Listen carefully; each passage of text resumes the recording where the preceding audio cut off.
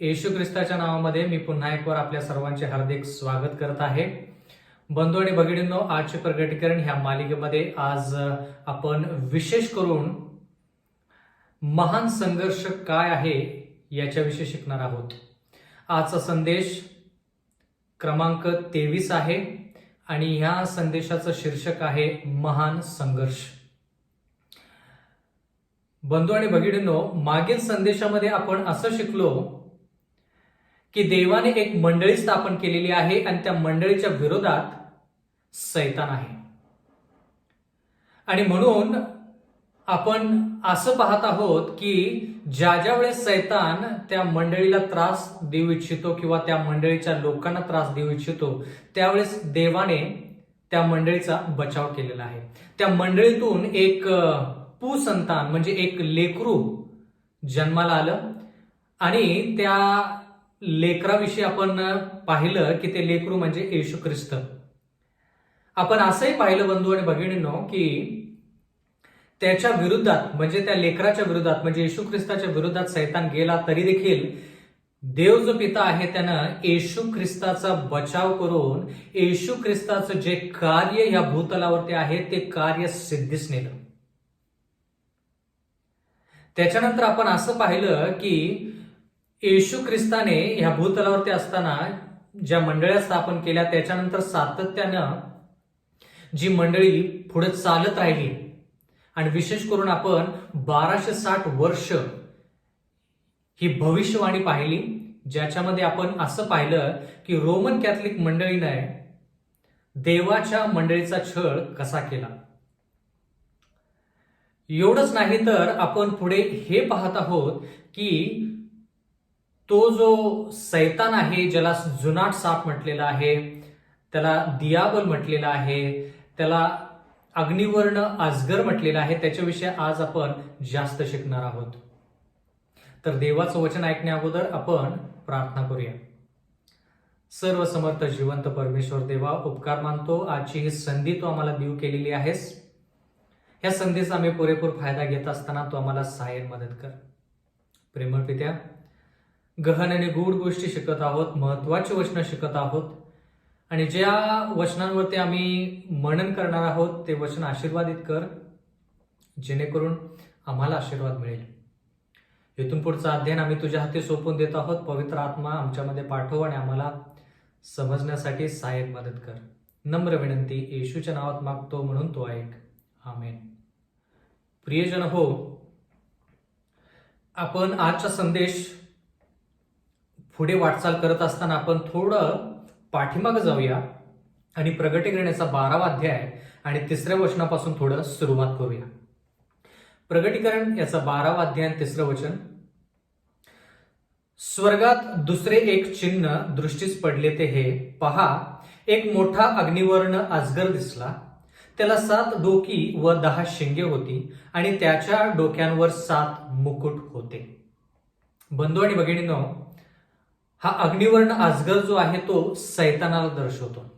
पण ह्या ठिकाणी असं नमूद केलेलं आहे की त्याला 7 डोकी व 10 शिंगे होती. आता 7 डोकी आणि 10 शिंगे म्हणजे काय? जर हे शिकायचं असेल तर आपण टप्प्याटप्प्याने ह्या गोष्टी शिकल्या पाहिजेत. तर आता आपण डोकी म्हणजे शीर, डोका ह्याला दुसरा शब्द शीर आहे, डोकं ह्याला दुसरा शब्द शीर जो आहे ते शीर म्हणजे काय आपण पाहूया. दानियल याचा 2रा अध्याय जर आपण पडताळून पाहिला तर त्या ठिकाणी दानियल नबुकदनेझर राजाला जे स्वप्न नबुकदनेझर राजाला मिळालं त्याच्याविषयी सांगत आहे. पहिलं स्वप्न आणि त्याचा अर्थ सांगत आहे. तर अर्थ सांगत असताना दानियल नबुकदनेझराला काय सांगतो? दानियल याचा 2रा अध्याय आणि 37वा वचन. महाराज, आपण राजाधिराज असून आपल्या स्वर्गीय देवाने राज्य, पराक्रम, बल व वैभव ही दिली आहेत. म्हणजे दानियल नबुकदनेझराशी बोलतो आणि म्हणतो की तुम्ही राजांचे राजे आहात. स्वर्गीय देवाने तुम्हाला पराक्रम, बल व वैभव ही दिली आहेत. आपण काय शिकत आहोत? हे जे अजगर आहे किंवा सैतान आहे त्याला 7 डोकी आहेत म्हणजे 7 शीर आहेत, त्याच्याविषयी आपण शिकत आहोत. डोकी म्हणजे शीर म्हणजे काय? दानिएलचा 2रा अध्याय आणि 38 वचन.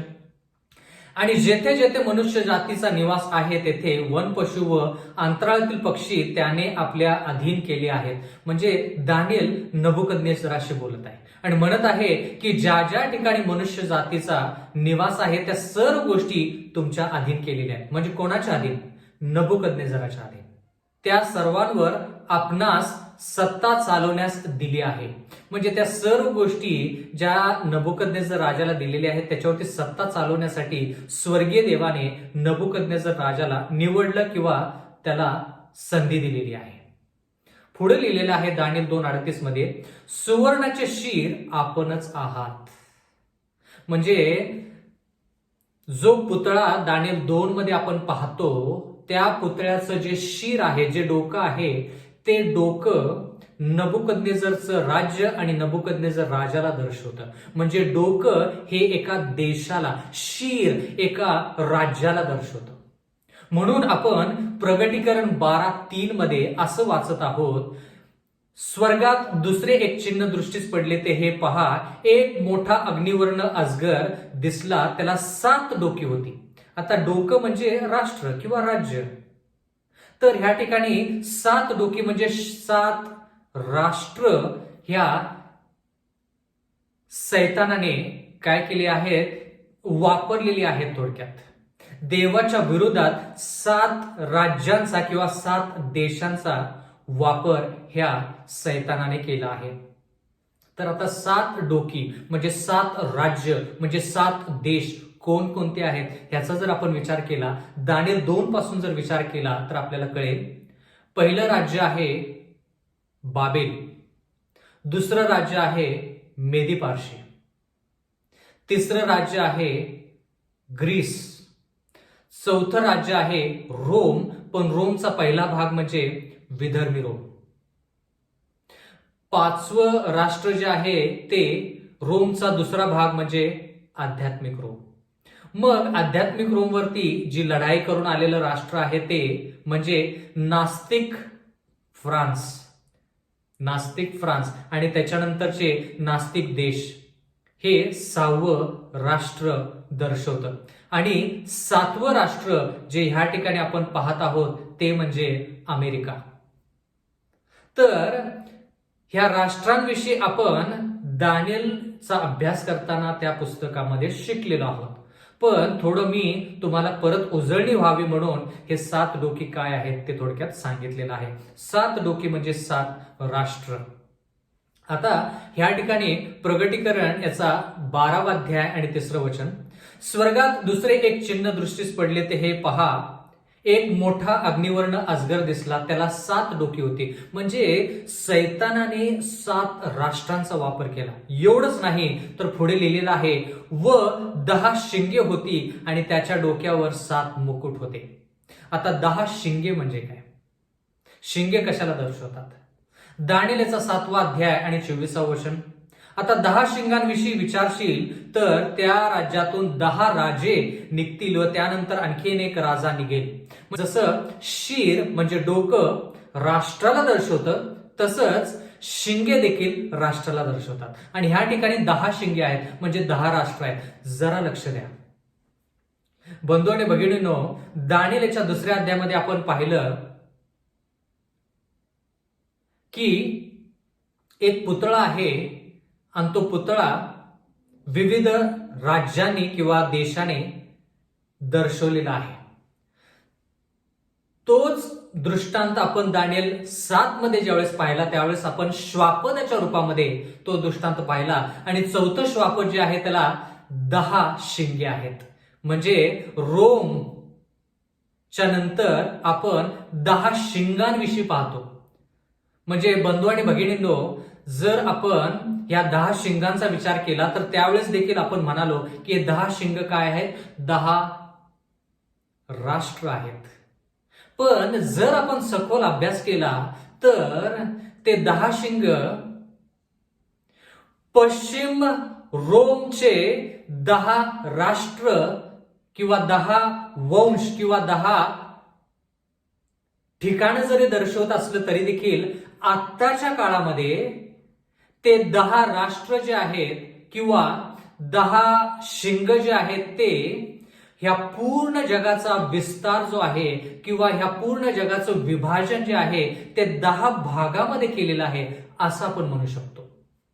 परत एकदा 10 शिंगे जे दानिएल 7 मध्ये आहेत ते 10 शिंगे पश्चिम रोमचे 10 गट आहेत असं म्हटलं तर चालेल.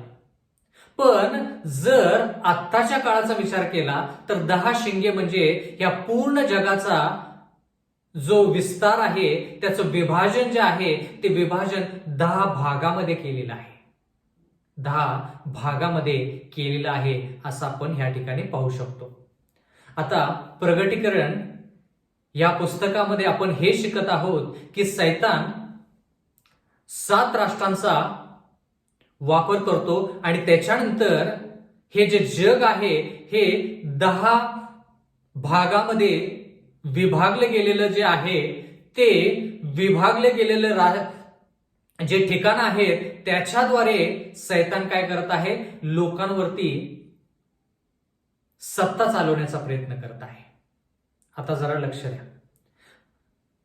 हाच सैतान राष्ट्रांद्वारे अगोदरच्या काळामध्ये त्यानं कार्य केलं आणि आता देखील राष्ट्रांच्या द्वारे देशांच्या द्वारे सैतान देवाच्या लोकांच्या विरोधात आहे.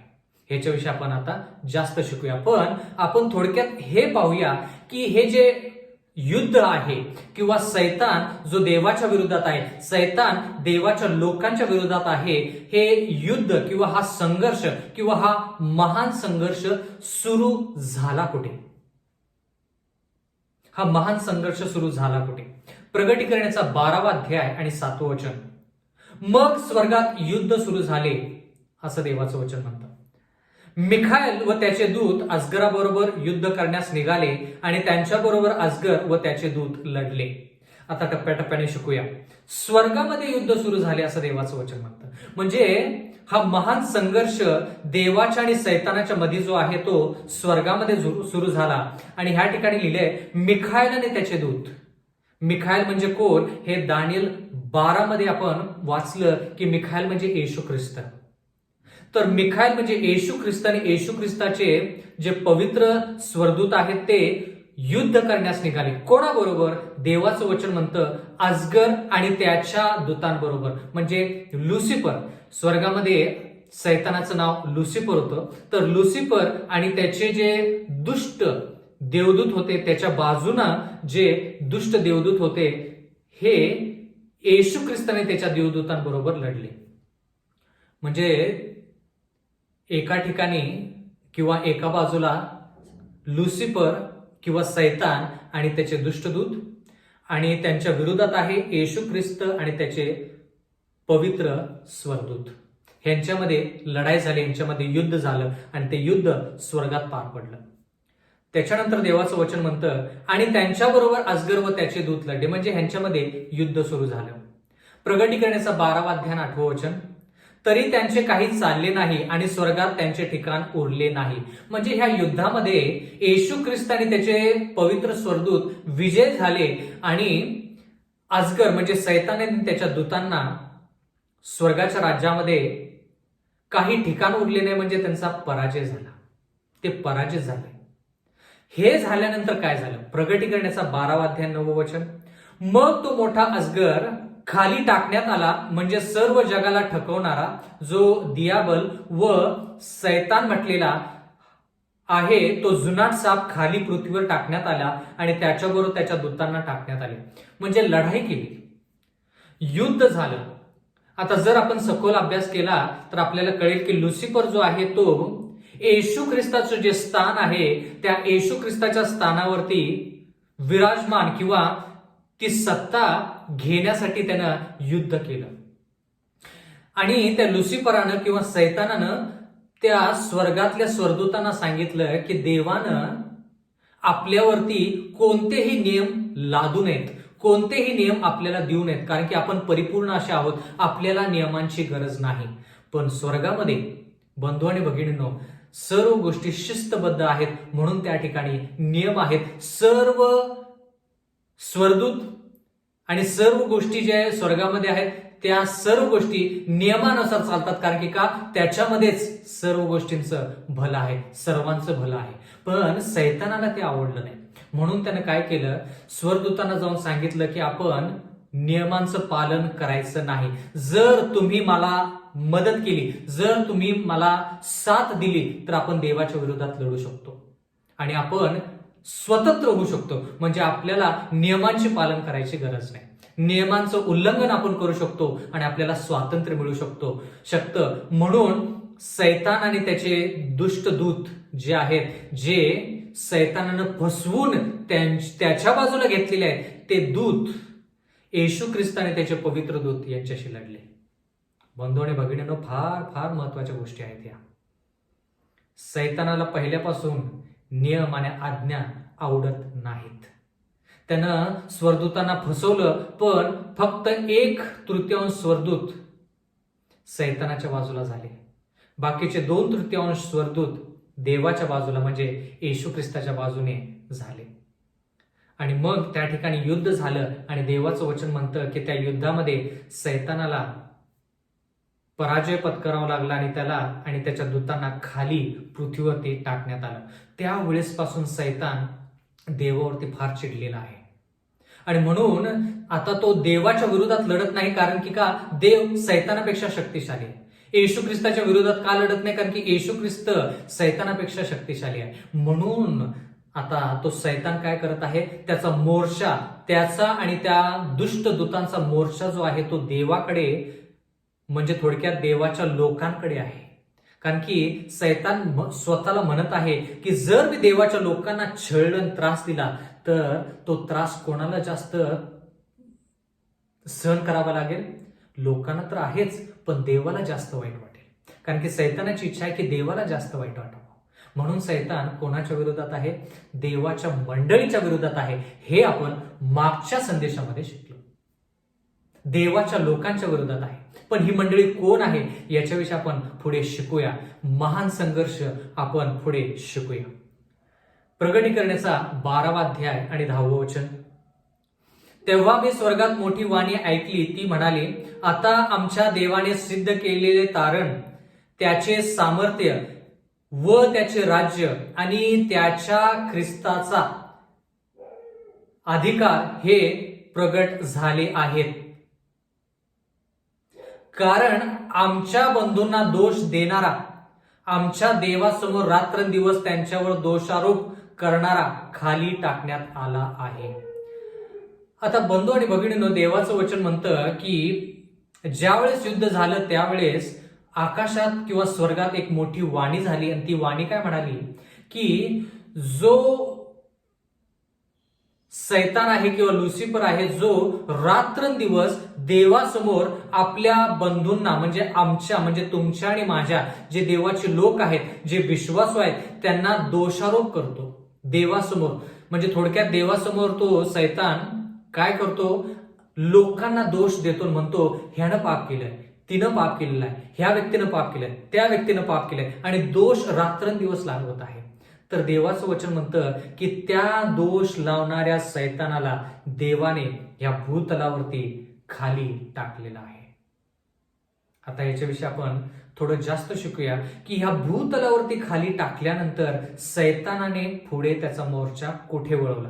आपण ह्या ठिकाणी हे पाहत आहोत की मोर्चा त्याने देवाच्या लोकांकडे वळवला, पण कुठे.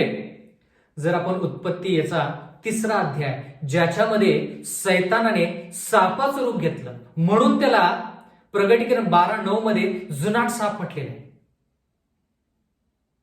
म्हणजे सैतान सापाच्या रूपामध्ये येतो आणि हवेला भुरळ टाकतो, आदमाला भुरळ टाकतो. मग ज्यावेळेस सैतान सापाच्या रूपामध्ये आला आणि त्यानं हवेला फसवलं, त्यावेळेस हवेनं ज्या झाडाचं फळ खाऊ नको असं देवानं सांगितलं होतं, त्या झाडाचं फळ खाल्लं. म्हणजे देवाने ह्या ठिकाणी आदम आणि हवेला ताकीद केली होती की बागेतल्या सर्व झाडाचं फळ तुम्ही खाऊ शकता, पण एका झाडाचं फळ तुम्ही खाऊ शकत नाही. कोणतं झाड? बऱ्या वाईटाचं झाड.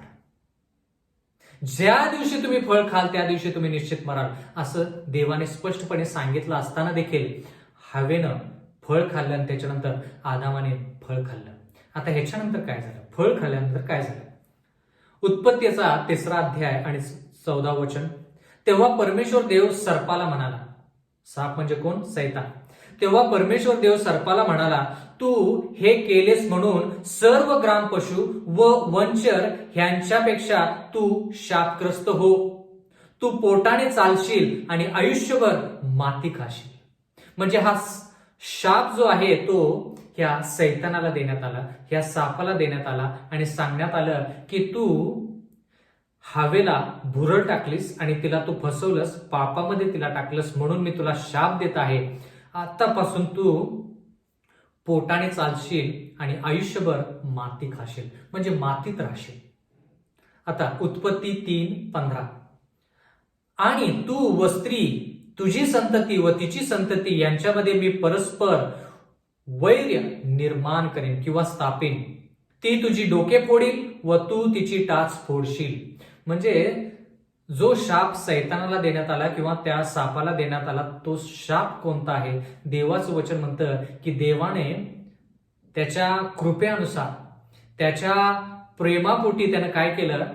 सांगितलं की साप तू आणि, म्हणजे देव म्हणाला सर्पा, तू आणि स्त्री यांच्यामध्ये मी शत्रुत्व निर्माण करेन. तुझी संतती म्हणजे सापाची संतती, म्हणजे सैतानाचे लोक, जे सैतानाच्या इच्छानुसार चालतील ते त्यांची संतती, आणि जे देवाच्या अनुसार चालतील म्हणजे स्त्रीच्या अनुसार चालतील, म्हणजे जे देवाचे लोक आहेत त्यांच्यामध्ये शत्रुत्व निर्माण करेन. असं शाप देवाने सर्पाला दिला किंवा सापाला दिला. म्हणजे देवाने ह्या ठिकाणी शत्रुत्व निर्माण करून चांगलं केलेलं आहे बंधू आणि भगिनींनो. जर ते शत्रुत्व नसतं तर सैतानाचे लोक आणि देवाचे लोक एक झाले असते. म्हणून देवाचं वचन म्हणतं की तुझ्यामध्ये आणि स्त्रीमध्ये, म्हणजे हवा तर आहेच, पण जी स्त्री देव ह्या ठिकाणी सांगत आहे ती स्त्री देवाच्या लोकांना दर्शवते. मागील संदेशामध्ये आपण शिकलो की स्त्री एका मंडळीला दर्शवते. म्हणजे थोडक्यात देव म्हणाला की देवाच्या लोकांमध्ये आणि सैतानाने त्याच्या लोकांच्या मध्ये शत्रुत्व निर्माण होईल. आणि देवाचं वचन म्हणतं की ती तुझी डोके फोडील. म्हणजे काय? देवाचे लोक जे आहेत त्याच्यातून एक संतती अशी असेल, एक लेकरू त्या मंडळीमध्ये असं जन्माला येईल जे सैतानाचं डोकं फोडील आणि सैतान त्या लेकराची टाच फोडेल. म्हणजे टाच फोडल्यानंतर मनुष्य मरत नाही, पण डोकं फोडल्यानंतर मनुष्य मरतो हे आपल्याला चांगलं माहिती आहे. म्हणजे येशू ख्रिस्त ज्याच्याविषयी आपण मागील संदेशामध्ये शिकलो, तो येशू ख्रिस्त सैतानाला पूर्णपणे नष्ट करेल. पण सैतान येशू ख्रिस्ताला काय करू शकतो? फक्त त्रास देऊ शकतो, छळू शकतो, पण येशू ख्रिस्ताचा प्राण घेऊ शकत नाही. म्हणून ही जी भविष्यवाणी आपण शिकत आहोत, ही भविष्यवाणी जरी भविष्यामध्ये आपल्याला महत्वाची जरी वाटली तरी देखील ह्या भूतकाळाविषयीच्या गोष्टी आहेत. म्हणजे आपण स्वर्गाच्या राज्यापासून जो महान संघर्ष सुरू झाला, मग तो पृथ्वीवरती तो लढा सुरू राहिला, त्याच्याविषयी आपण शिकत आहोत. मग जरा लक्ष द्या. ज्यावेळेस सापानं किंवा सैतानानं ऐकलं की ही स्त्रीची संतती, म्हणजे ह्या स्त्रीच्या पोटी किंवा हवेच्या पोटी एक लेकरू जन्माला येईल, म्हणजे थोडक्यात हवेच्या वंशामध्ये एक लेकरू जन्माला येईल आणि ते लेकरू सैतानाचं डोकं फोडील असं म्हटल्यानंतर सैतानानं विचार केला की आता हवेचं जे लेकरू आहे ते माझं डोकं फोडील आणि मी कायमस्वरूपी माझा नाश होईल. म्हणून त्याने काय केलं? ज्या वेळेस आदम आणि हवा त्यांनी कायनाला जन्म दिला, त्यावेळेस सैतानानं विचार केला की जी स्त्रीची संतती माझं डोकं फोडील ती संतती कायन तर नाही ना. आणि म्हणून त्यानं काय केलं कायनाला आपल्या बाजूला घेतलं, कायनाला पाप करायला लावलं आणि कायनाद्वारे त्यानं काय केलं, कायनाचा भाऊ हाबेल त्याच्यावरती लढाई केली. म्हणजे काय केलं, ज्यावेळेस सैतानाला कळून आलं की कायन त्याच्या बाजूला आहे, त्यावेळेस सैतानाला थोडा धीर मिळाला. पण कायनानंतर हाबेल जन्माला आला, मग सैतानाला परत प्रश्न पडला की हा हाबेल तर माझं डोकं फोडणार नाही ना, म्हणून त्याचा मोर्चा आता कायनापासून हाबेलकडे गेला आणि सैतानाने कायनाचा वापर करून हाबेलाला ठार मारलं. म्हणजे आदाम आणि हवेपासून एका पाठीमाग एक लेकरू जे ह्या जगामध्ये जन्माला आलं, त्या लेकराकडे सैतानाने महान संघर्षाच्या दृष्टिकोनातून पाहिलं आणि सैतान म्हणाला की हे तर लेकरू नसेल ना, हे तर लेकरू नसेल ना. असं करत करत करत करत करत जवळपास त्यानं सर्व लेकरांना आपल्या मध्ये किंवा त्यांच्यावरती सत्ता चालवली, त्यांना मोहात टाकलं. जोपर्यंत त्याला कळालं नाही की येशू ख्रिस्त येणाऱ्या काळामध्ये म्हणजे नवीन करारामध्ये येणार आहे, जोपर्यंत त्यानं यशाच्या पुस्तकामध्ये बाकीचे ज्या भविष्यवाणी आहेत त्याच्यामध्ये वाचलं नाही, ऐकलं नाही की येशू ख्रिस्त येणार आहे, तोपर्यंत तो प्रत्येक लेकरावरती प्रहार करत गेला. पण ज्यावेळेस त्यानं भविष्यवाणी ऐकली आणि पाहिली आणि समजून घेतली की येशू ख्रिस्त येणार आहे आणि सर्व जगातल्या लोकांच्या पापांसाठी प्राण देता होणार आहे, त्यावेळेस त्यानं पूर्ण मोर्चा येशू ख्रिस्ताकडे वळवला. आणि म्हणून आपण प्रगटीकरण 12 मध्ये मागच्या संदेशामध्ये पाहिलं की त्या मंडळीतून लेकरू जन्माला आलं रे आलं, तो अजगर काय करणार होता, तो सैतान काय करणार होता, हेरोद राजाच्या द्वारे ह्या येशू ख्रिस्ताला जिवे मारणार होता. आणि हेरोद राजा जो आहे तो 7 डोकी जे आहेत त्या 7 डोक्यांपैकी एक डोक्याचा राजा आहे. बाबेलोन किंवा बाबेल, मेदी पारशी, ग्रीस, रोमचे 2 भाग, विधर्मी रोम. आणि विधर्मी रोमच्या काळामध्ये हा हेरोद राजा होता. मग त्याच्यानंतर आध्यात्मिक रोम, मग त्याच्यानंतर आपण पाहतो की नास्तिक फ्रान्स हा 6वं डोकं आहे आणि त्याच्यानंतर बाकीचे नास्तिक देश आणि मग 7वं डोकं जे आहे ते अमेरिका आहे. म्हणजे ह्या अजगराला 7 डोके आहेत आणि हे 7 राष्ट्र जे आहेत हे 7 राष्ट्र देवाच्या लोकांचा छळ करतात. बंधू आणि भगिनीनो, प्रगटीकरणाचा 12वा अध्याय आणि 11वं वचन, देवाचं वचन म्हणतं, त्याला त्यांनी कोकऱ्याच्या रक्तामुळे व आपल्या साक्षीच्या वचनामुळे जिंकले आणि त्यांच्यावर मरायची पाळी आली तरी त्यांनी आपल्या जीवावर प्रीती केली नाही. परत एकदा हे वचन मी तुमच्यासाठी वाचू इच्छितो, कारण की ह्या ठिकाणी आपल्याला असं कळेल की जरी सैतानानं देवाच्या लोकांच्या विरोधात बंड केला असला तरी देखील देवाचे लोक देवाच्या मदतीनं सामर्थ्यशाली कसे राहिले, विश्वासू कसे राहिले हे जाणून घेणं फार गरजेचं आहे. कारण की खरी पाहिली तर देवाची मंडळी जी आहे ती एदन बागेपासूनच सुरू झाली. कारण की स्त्री एका मंडळीला दर्शवतं, ती स्त्री हवा जरी असली तरी ती देवाची मंडळीचा एक सदस्य आहे असं आपण म्हणू शकतो. कारण की आदाम आणि हवेनं प्रायश्चित केलं, मग त्याच्यानंतर देवाची मंडळी सुरू झाली. मग त्याच्यानंतर आपण पाहतो की नोआ, मग आब्राम, मग इसहाक, मग याकोब, मग याकोबाचे 12 वंश, मग ते गुलामगिरीमध्ये गेले.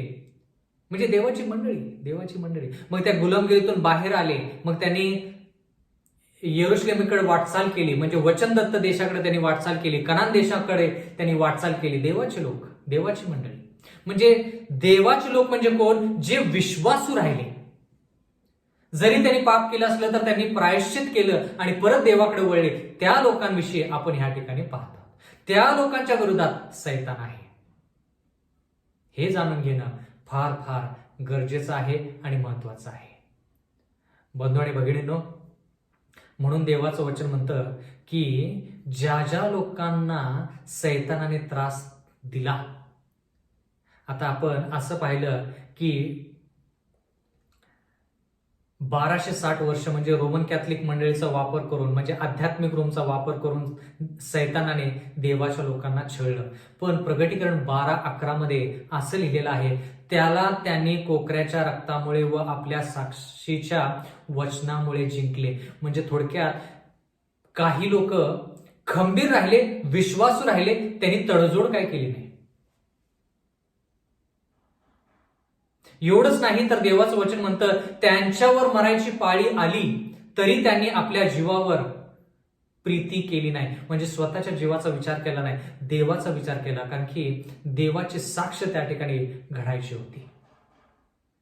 म्हणजे पहिल्यापासून आदाम आणि हवेपासून जर आपण विचार केला तर जितके लोक विश्वासू राहिले, त्यांनी मरायची जरी वेळ आली त्यांच्यावरती तरी देखील त्यांनी त्यांच्या प्राणांची काळजी केली नाही, त्यांनी त्यांच्या जीवाची काळजी केली नाही, स्वतःवरती प्रेम जास्त केलं नाही, देवावरती जास्त प्रेम केलं. मग ते हाबेल पासून असू दे किंवा आदाम आणि हवापासून असू दे, आणि बाकीचे जे लोक आहेत जे विश्वासू राहिले, संदेष्टे असतील, प्रेषित असतील, या सर्व लोकांनी देवाच्या साक्षीसाठी आपल्या प्राणांची आहुती दिली, असं देवाचं वचन म्हणतं. एवढंच नाही तर शेवटच्या काळामध्ये देखील देवाच्या वचनासाठी लोक विश्वासूपणे सैतानाच्या विरोधात लढत आहेत.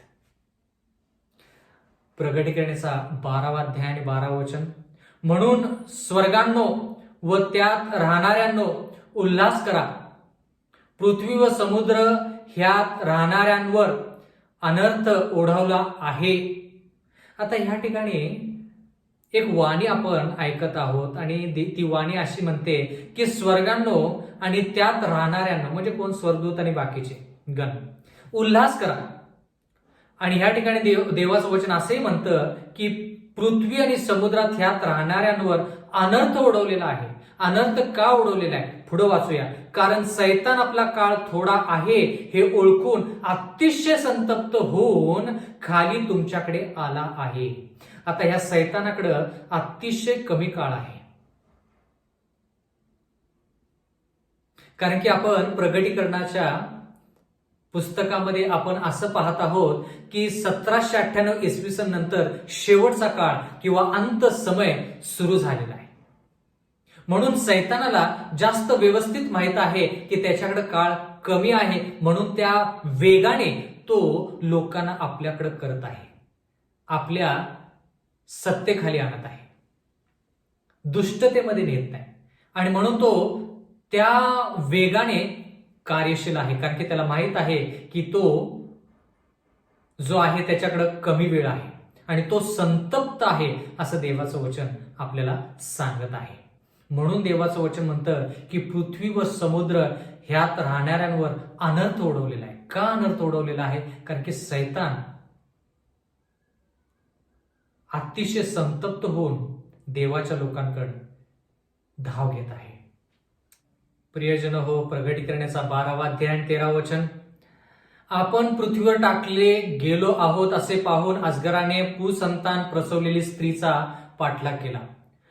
म्हणजे थोडक्यात येशू ख्रिस्ताच्या पाठीमाग सैतान लागला, पण येशू ख्रिस्ताला तो काही करू शकला नाही. येशू ख्रिस्ताने वधस्तंभावरती प्राण दिले, त्याच्यानंतर तो कबरेत त्यानं विश्रांती घेतली आणि त्याच्यानंतर येशू ख्रिस्त तिसऱ्या दिवशी उठला आणि काही दिवसानंतर तो स्वर्गरोहण झाला.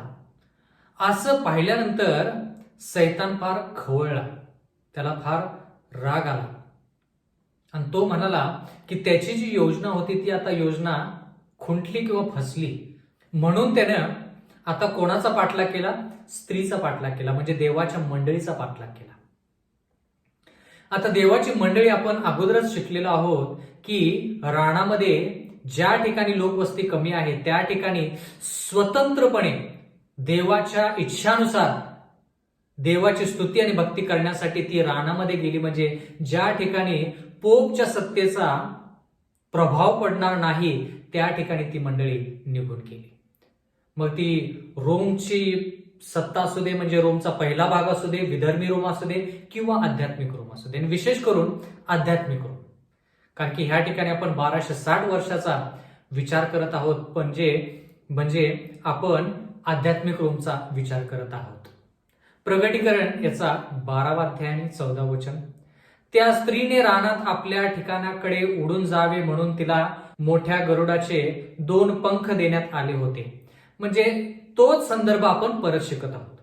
म्हणजे आपण अगोदर शिकलो की ही स्त्री रानामध्ये पळून गेली, म्हणजे उघडपणे देवाचे लोक, स्त्री म्हणजे देवाची मंडळी, उघडपणे ही मंडळी देवाची स्तुती आणि भक्ती करू शकत नव्हते. जसं तुम्ही आणि मी आज उघडपणे देवाचं नाव घेतो, देवाचा जय जयकार करतो, तसं त्या काळामध्ये होत नसे. 1260 वर्षाचा जो काळ आहे तो अंधकारचा काळ आहे. कारण की सत्य जे होतं ते ज्या लोकांकडे होते ते लोक ह्या आध्यात्मिक रोम म्हणजे पोपच्या सत्तेच्या विरोधात, म्हणजे देवाच्या मदतीने ते अशा ठिकाणी देवाची स्तुती करायचे ज्या ठिकाणी पोप आणि त्याची जी सत्ता आहे ती सत्ता त्यांना अडथळा आणणार नाही. आणि देवाचं वचन पुढे म्हणतं प्रगटीकरण 12:14 मध्ये, तेथे सर्पापासून सुरक्षित राहत असताना 1 काळ 2 काळ व अर्धा काळ तिचे पोषण व्हायचे होते. म्हणजे आता 1 काळ म्हणजे 1 वर्ष. आपण ह्याच्याविषयी दानिएलच्या पुस्तकामध्ये आणि विशेष करून 7व्या अध्यायामध्ये शिकलेलो आहोत. या ठिकाणी असं एक वाक्य आलेलं आहे, 1 काळ म्हणजे 1 वर्ष, 2 काळ म्हणजे 2 वर्ष, म्हणजे एकूण आता 3 वर्ष. 1 काळ म्हणजे 1 वर्ष, 2 काळ म्हणजे 2 वर्ष, म्हणजे एकूण 1 + 2 3 वर्ष. आणि पुढे लिहिलेलं आहे व अर्धा काळ म्हणजे अर्ध वर्ष, म्हणजे 6 महिने. बंधू आणि भगिनींनो, ही बेरीज आपण अगोदर देखील केलेली आहे.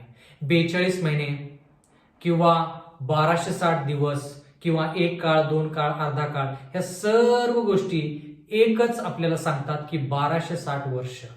3.5 वर्ष जर आपण मोजली तर 3.5 वर्षामध्ये 1 महिना जर 30 दिवसाचा असेल तर 3.5 वर्षामध्ये 1260 दिवस असतात. आणि 1260 दिवस म्हणजे 1260 वर्ष.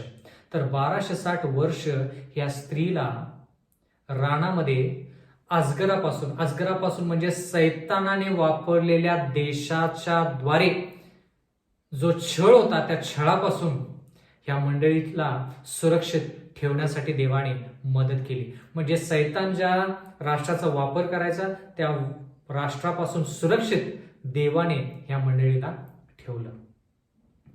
प्रगटीकरणाचा 12वा अध्याय 15 वचन, मग त्या स्त्रीने वाहून जावे म्हणून तिच्या मागोमाग त्या सर्पाने आपल्या तोंडातून नदीसारखा पाण्याचा प्रवाह सोडला. म्हणजे सैतान पुरेपूर ह्या मंडळीच्या पाठीमाग आहे. कारण की सैतानाची कदापि इच्छा नाही की देवाच्या लोकांनी देवाची जी सुवार्ता आहे ती पूर्ण जगाला सांगावी आणि पूर्ण जग जे आहे त्यांनी प्रायश्चित करावून देवाकडे वळावं, ही सैतानाची इच्छा नाही. म्हणून देव काय करत आहे, जे लोक विश्वासू आहेत पहिल्यापासून शेवटपर्यंत त्यांना वधायचं, त्यांना छळ करायचा, त्यांना जेर करायचं, त्यांना त्रास द्यायचा आणि देवापासून दूर न्यायचं. आणि हा महान संघर्ष बंधू आणि भगिनींनो स्वर्गामध्ये सुरू झाला. तो स्वर्गामधून पुढे ह्या भूतलावरती पार पडण्यात आला आणि आदाम आणि हवेपासून हा महान संघर्ष सातत्याने सुरू आहे. मग तुम्ही आदाम आणि हवेचा विचार करा, कायन आणि हाबेलचा विचार करा, अब्रामाचा विचार करा, हे सर्व लोक महान संघर्षामध्ये आहेत. मग योब याचा विचार करा, तो देखील महान संघर्षामध्ये आहे किंवा त्याच्यावरती देखील महान संघर्ष आला. सैतानाने जाऊन देवाची परवानगी घेतली आणि सांगितलं की योब जो आहे त्याच्यावरती मला अरिष्ट आणायचं आणि देवाने परवानगी दिली. तर बंधू आणि भगिनींनो, देवाचं वचन म्हणतं की सैतानाने पुरेपूर प्रयत्न केला की लोकांना छळायचं किंवा त्यांना जीवे मारायचं. मग आपण असं पाहतो की योबाचं जर उदाहरण पाहिलं तर सैतानाने देवाकडे जाऊन विनंती केली की योबावरती सैतानानं अरिष्ट आणावं. आणि म्हणून काय झालं, देवाचं वचन म्हणतं की योबाला देखील माहित नव्हतं की सैतानानं जाऊन परवानगी घेतलेली आहे कोणाकडे, देवाकडे, जेणेकरून सैतानानं काय करावं, योबावरती अरिष्ट आणावं. पण योब त्या ठिकाणी विश्वासू राहिला. हे फार महत्वाचं. मग त्याच्यानंतर बाकीचे जे संदेश आहेत त्याच्याविषयी आपण वाचत आहोत. मग इर्माया असेल, मग दानियल असेल, एझेकिएल असेल, बाकीचे जे संदेश ते मिखा असेल, झकरिया असेल, ह्या सर्व लोकांनी विश्वासूपणे देवाची सेवा केली.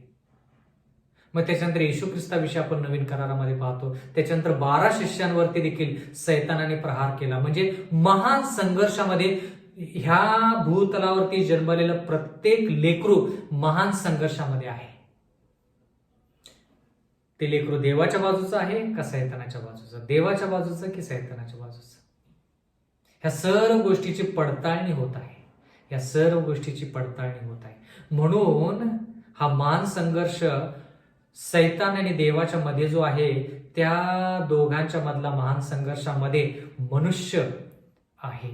आणि देव आणि सैतान दोघे आतुरतेनं वाट पाहत आहेत आणि पाहत आहेत की हे लेकरू जे जन्माला आहे ते कोणाच्या बाजूला येईल किंवा कोणाच्या बाजूला हे लेकरू जाईल. देवाचं वचन म्हणतं, प्रगटीकरणाचा 12वा अध्याय 16 वचन, परंतु स्त्रीला भूमीने सहाय्य केले, तिने आपले तोंड उघडून अजगराने आपल्या तोंडातून सोडलेली नदी गिळून टाकली. म्हणजे जो त्रास, संकट सैतानाने ह्या मंडळीवरती आणला, देवाच्या लोकांवरती आणला, मग ती कोणतीही मंडळी असू दे.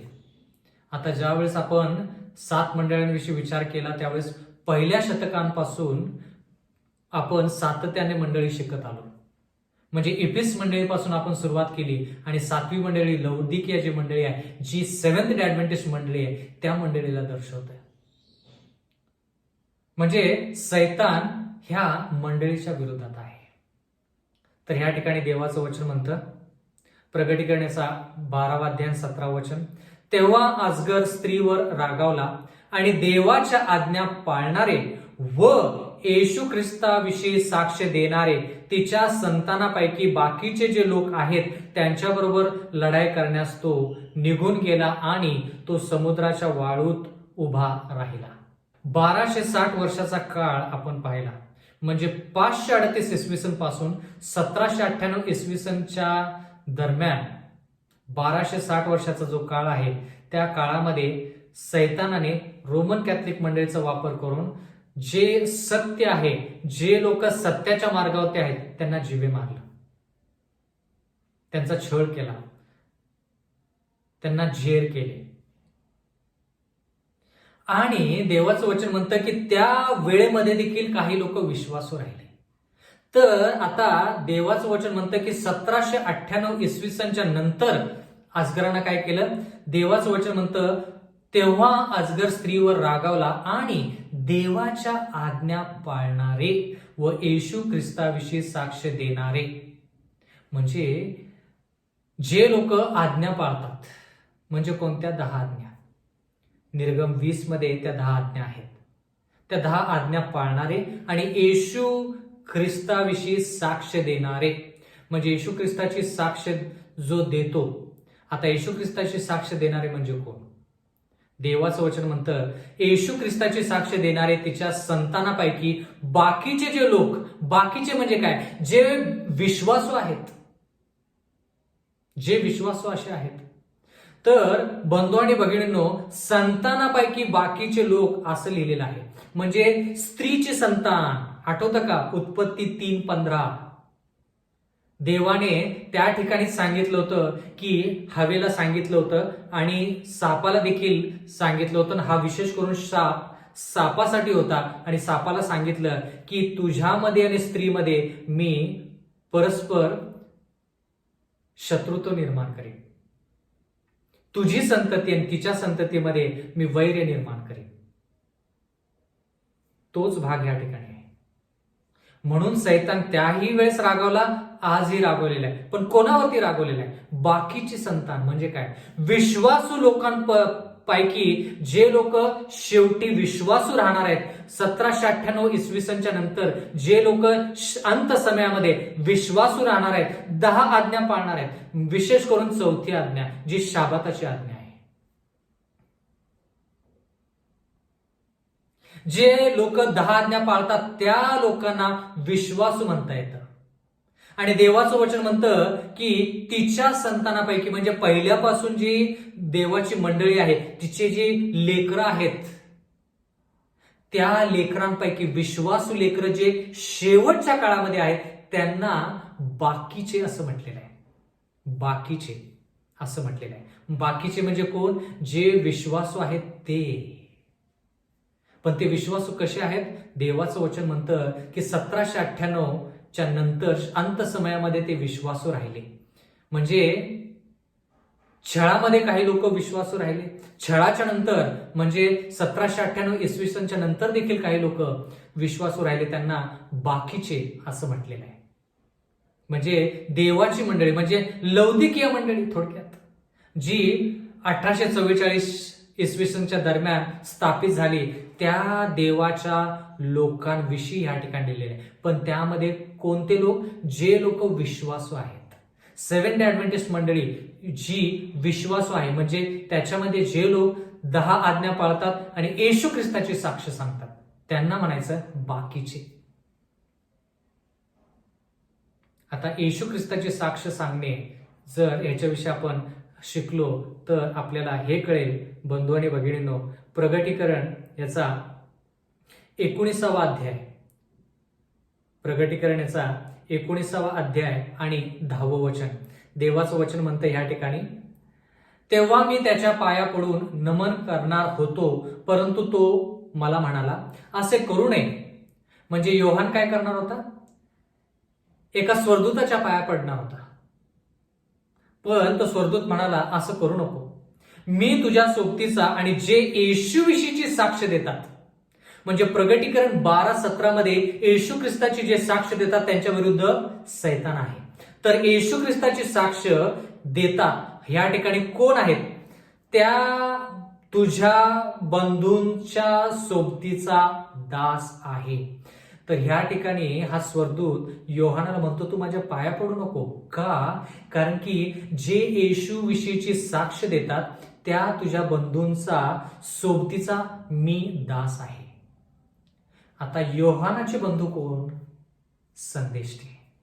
योहान जर संदेष्ट आहे तर त्याचे बंधू संदेष्टे. म्हणजे जरा लक्ष द्या बंधू आणि भगिनींनो, देवाचं वचन म्हणतं की 1798 इसवी सनच्या नंतर जे लोक 10 आज्ञा पाळतात आणि येशू ख्रिस्ताची साक्ष देतात, म्हणजे काय? ज्या ठिकाणी संदेष्ट आहे.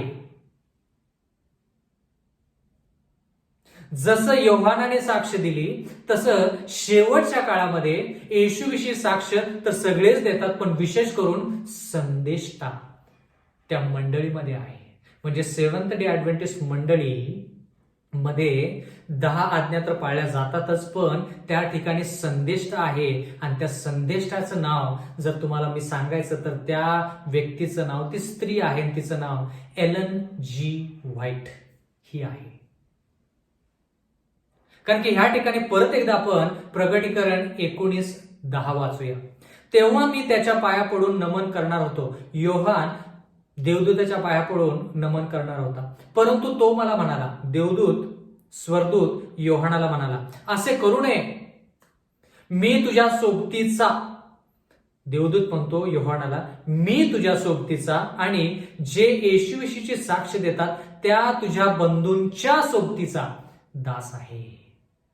नमन देवाला कर, कारण की येशू विषयीची साक्ष हे संदेशाचे मर्म आहे. येशू विषयीची साक्ष हे संदेशाचे मर्म आहे. संदेशाचे मर्म म्हणजे बंधू आणि भगिनींनो लक्ष द्या, संदेशाचे मर्म म्हणजे त्या ठिकाणी संदेष्टा आहे. म्हणजे 1798 इसवी सनच्या नंतर जे लोक विश्वासू राहिले, ज्या लोकांनी सेव्हन्थ ऍडव्हेंटिस्ट मंडळीची स्थापना केली, जे लोक 10 आज्ञा पाळतात, त्या ठिकाणी संदेष्ट आहे. जे बाकीचे लोक आहेत त्यांच्या विरोधात सैतान लढण्यास निघून गेला असं देवाचं वचन म्हणतं. कळालं का? महत्वाचं वचन आहे, फार फार महत्वाचं वचन आहे. म्हणजे जो महान संघर्ष स्वर्गामध्ये सुरू झाला तो महान संघर्ष आज देखील सुरूच आहे. पण आता सैतान कोणाच्या विरोधात आहे? जी लोक रविवारच्या दिवशी उपासना करतात किंवा 7वा दिवस शाबात पाळत नाहीत. 7वा दिवस म्हणजे कोणता?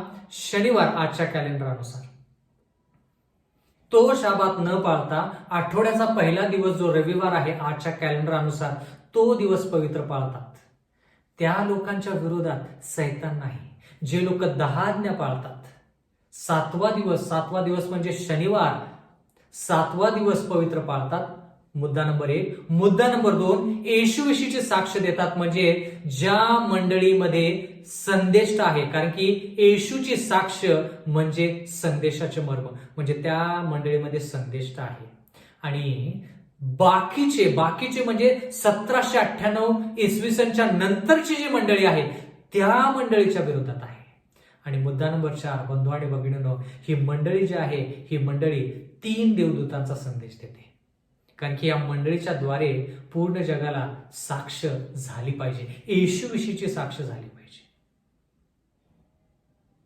म्हणून जर तुम्हाला खऱ्या मंडळीविषयी जाणून घ्यायचं आहे तर बंधू आणि भगिनींनो, प्रगटीकरण 12 ह्या अध्यायावरती तुम्ही अध्ययन केलं पाहिजे, मनन केलं पाहिजे. मग तुम्हाला खऱ्या मंडळीची ओळख कळेल. कारण की का? सैतान प्रत्येक मंडळीच्या विरोधात नाही.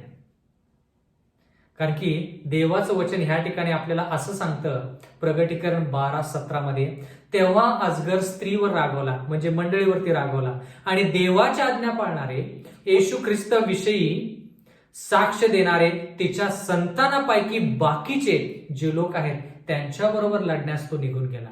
बाकीच्या लोकांबरोबर लढण्यास तो निघून गेला नाही.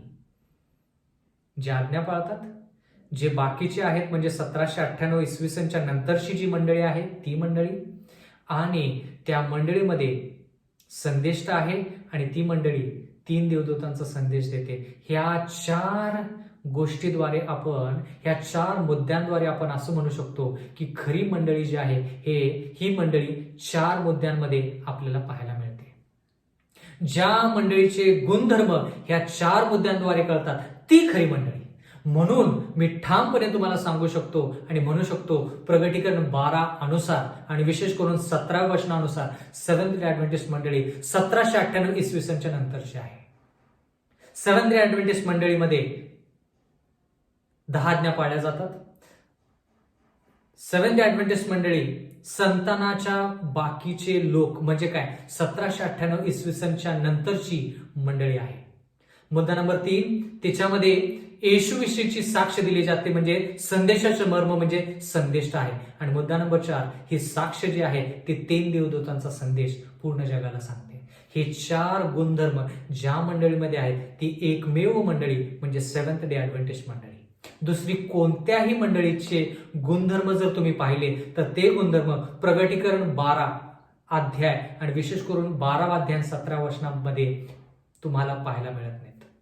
बाकीच्या ज्या मंडळी आहेत त्यांचे गुणधर्म आणि प्रगटीकरण 12:17 मध्ये जी मंडळी आहे तिचे गुणधर्म वेगळे आहेत. म्हणून एकच मंडळी जी खरी आहे, आणि त्याच मंडळीच्या विरोधात सैतान आहे. आणि विशेष करून जे लोक देवासंती विश्वासू आहेत त्या लोकांच्या विरोधात आहे. बंधू आणि भगिनींनो, तुम्ही खऱ्या मंडळीमध्ये आहात का? तर तुमच्या विरोधात सैतान असेल आणि सैतानाविरुद्ध देव लढेल.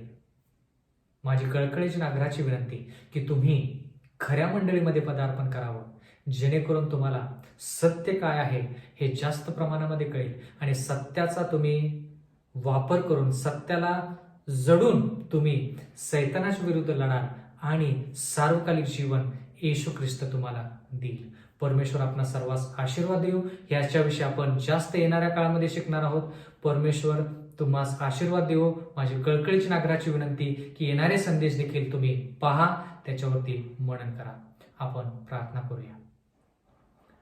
स्वर्गातील जिवंत परमेश्वर देवा, उपकार मानतो आजचा संदेश तू स्पष्टरित्या सांगण्यासाठी मला मदत केलीस. प्रेमळ पित्या, हे वचन जगाच्या कानाकोपऱ्यापर्यंत पोहोचावं.